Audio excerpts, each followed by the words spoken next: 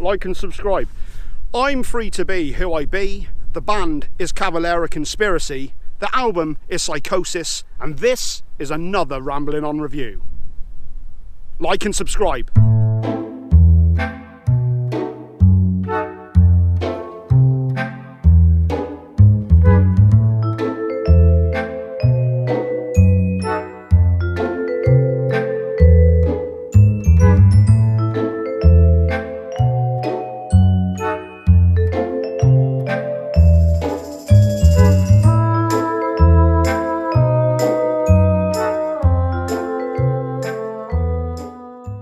Track 1, awesome. Track 2, awesome. Track 3, awesome. Track 4, awesome. Track 5, awesome. Track 6, awesome. Track 7, awesome. Track 8, chilled but awesome. Track 9, awesome.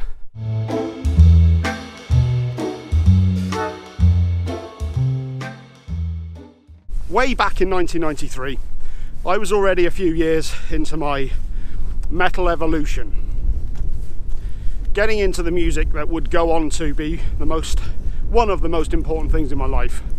Still is to this day.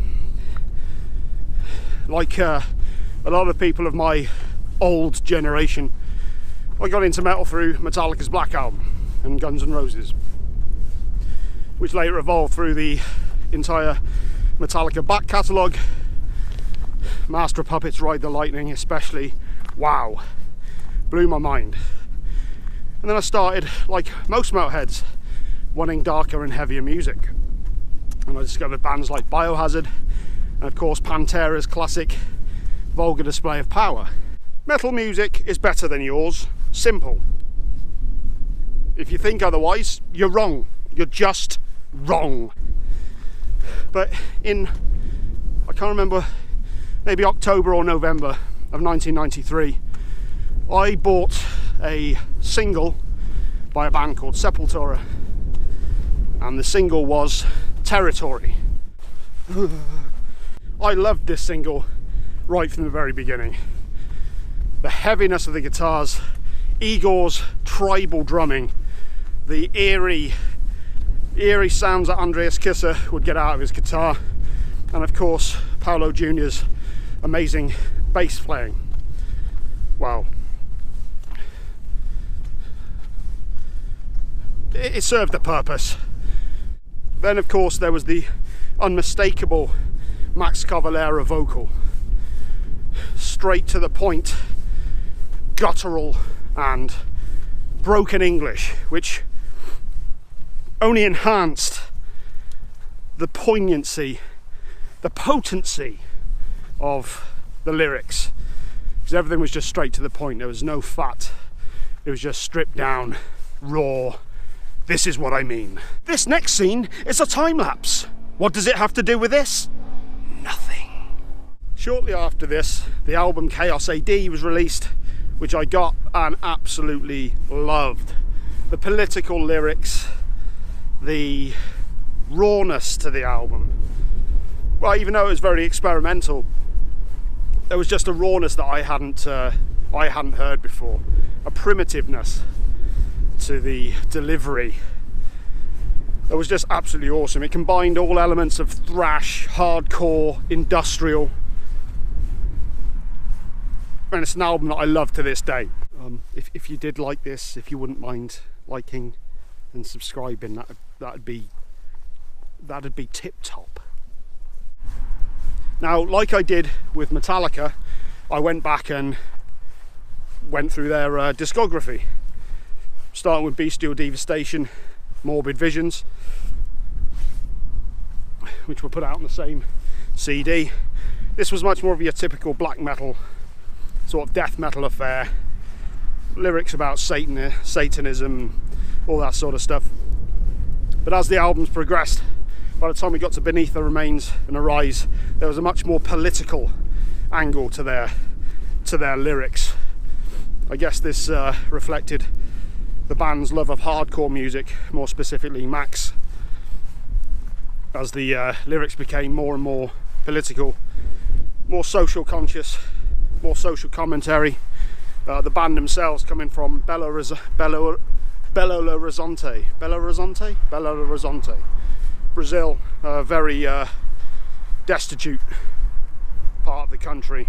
They grew up in the slums, grew up in a very tough area, and it's reflected in their attitude and lyrics.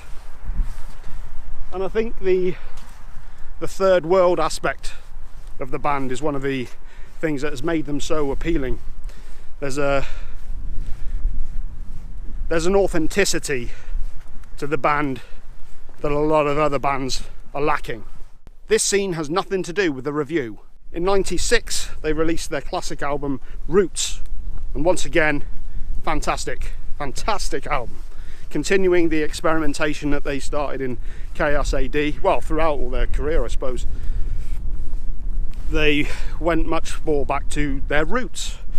They actually recorded a couple of songs with one of the Zavante tribe. I think it was the Zavante tribe.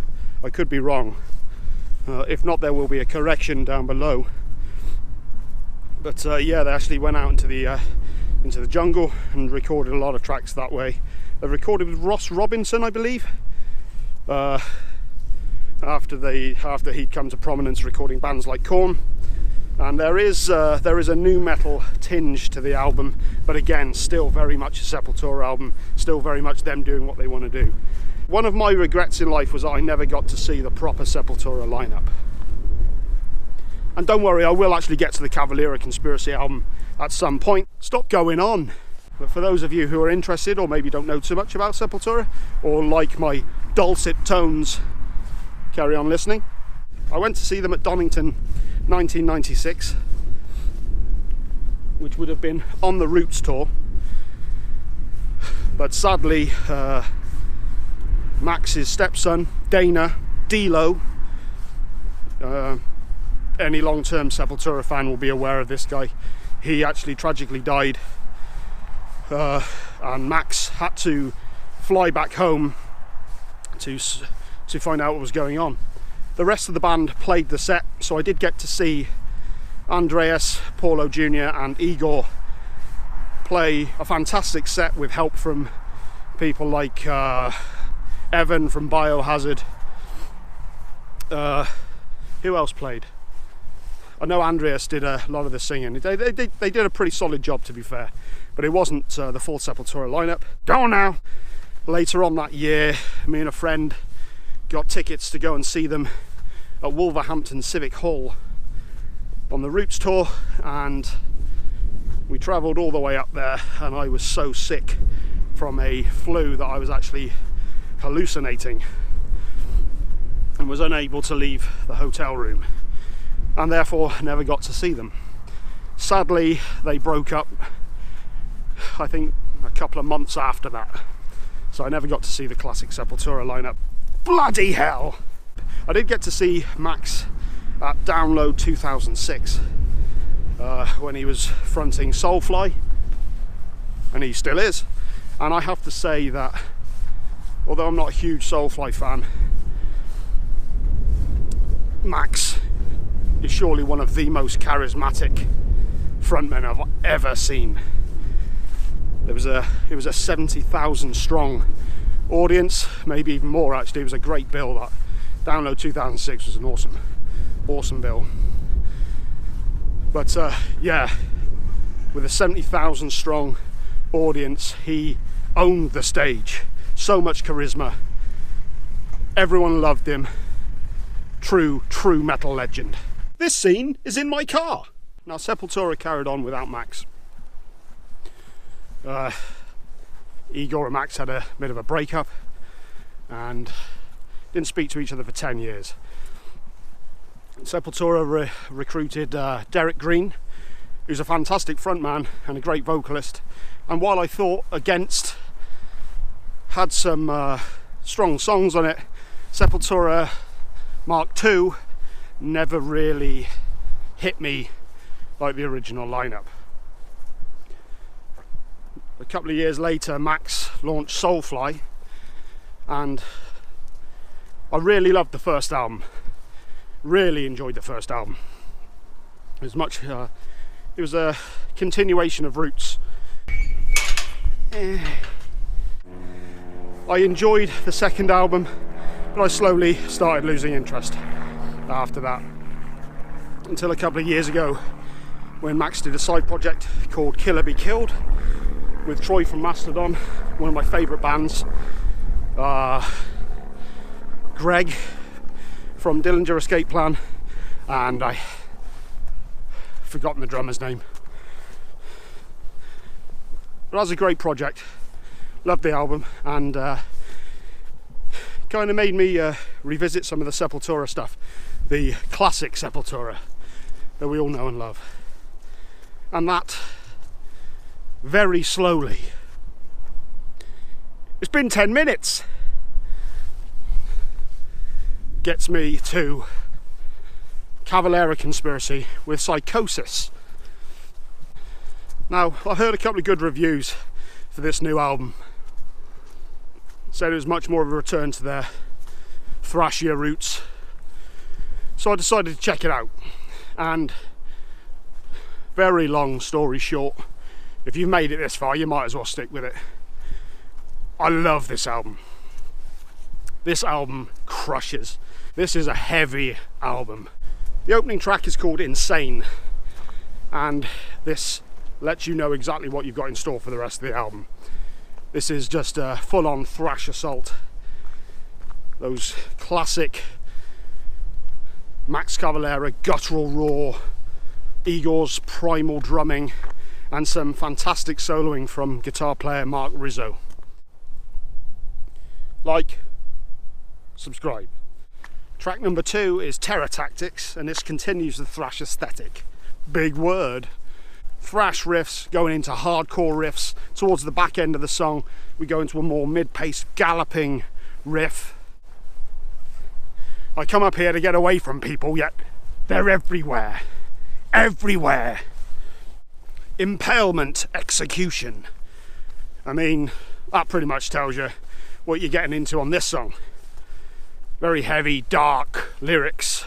Slows down a bit more on this song. Heavy as hell. Quite often the slower songs are the heavier ones. Yeah, graphic lyrics. Goes into a death metal style riff. More ripping solos. And great bass from, what's the guy's name?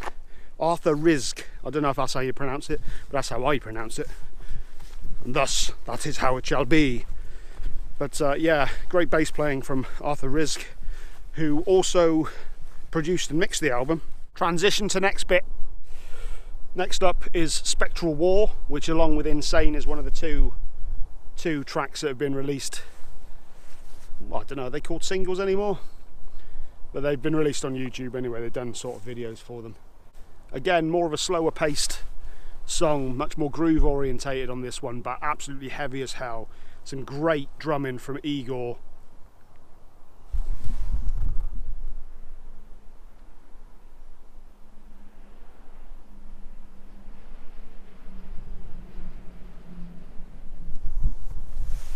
Some great drumming from Igor. Again, one of those classic brother guitar drum duos that we've come to love in metal. This is an awesome track, one of the standout tracks on the album. Absolutely love this song. This bit, that bit. The next track is Crom, and this has a very, well, I'm guessing it's something to do with Conan the Barbarian. The outro spoken word piece is actually taken from Robert E. Howard, who wrote the Conan books. And I think, who is it who, yeah, and a guy called Jason Target reads it. I don't know who he is, but yeah, he's the guy who does the outro. Blithering on, going on, keep it short, Ben, bloody hell. Track number 6 is Hellfire, and this, more than any other song on the album, has the real industrial influence. Very reminiscent of Nail Bomb, Max's solo project that he did with, oh god, what was his name? With Alex something. But yeah, not only does this have the Nail Bomb influence, more specifically the Godflesh influence, as Justin Broadrick from Godflesh actually contributes vocals on this song. Another heavy as hell song. It's a heavy album. Song number 7 is Judas Pariah, and this has a real black metal riff in it. It reminds me very much of Burzum. I'm sure other people will think of other names. Burzum's one of the only black metal guys I listen to, really. This song's full of black metal riffs, blast beats. Igor, it has to be said, Igor Cavalera is truly one of the most awesome drummers, and it's nice to hear that even in his even as he's getting older, he can still absolutely destroy it on the drums. The energy that he kicks out is absolutely insane. Why am I bothering doing this video? You guys. Next up we have the title track itself, Psychosis. And this is probably the only real respite on the album. There are only 9 songs on the album, coming in at 41 minutes, which is perfect, to be quite honest. And 8 of them are pretty much full on in your face the entire time. This song is a little bit more laid back and actually kind of reminds me of some of the instrumental stuff that Max did on the Soulfly albums. I believe they were actually called, I believe the first one was called Soulfly. Great fact. Oh, you're a winner. The last track on the album is called Excruciating, and it sounds exactly as you think it would. Fast-paced thrash riffing, just a great closer to the album. And I think the outro is spoken by Jose Mangan, the None More Metal Jose Mangan. Irrelevant Scene.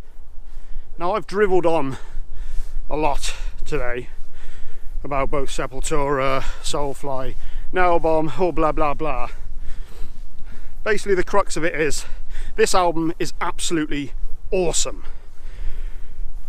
I love this album, very strong contender for album of the year. It's been getting great reviews right across the board, and deservedly so. One thing you've always got to hand it to Max, he always keeps it heavy. You know, there's one guy who's always stayed true to his story. You know, he's a guy with a lot of integrity, and combining with his brother Igor, fantastic, absolutely amazing. Love this album. It's getting cold. Last thing, if you're interested in getting the album, if you end up watching it on YouTube or streaming on Spotify or whatever, if you really love the album, go out and buy it. Actually get the physical copy, support the artist. That's part of what I want to do on this channel. It's not just reviewing the albums I love, it's showing the importance of actually buying the product as well. If you want these guys to continue to make a living, to be able to actually put out albums in the first place, support them. Go out and see them on tour, buy the merchandise, all the rest of it, but most importantly, buy the actual album. If you love metal as much as I do, and I know you do, then show the world that. Get these guys in good chart positions. Seemingly it might not matter at first, but it shows the world that this music should be taken seriously. Support your bands, buy the albums, like and subscribe. Well, I didn't think of an outro then, should have been that.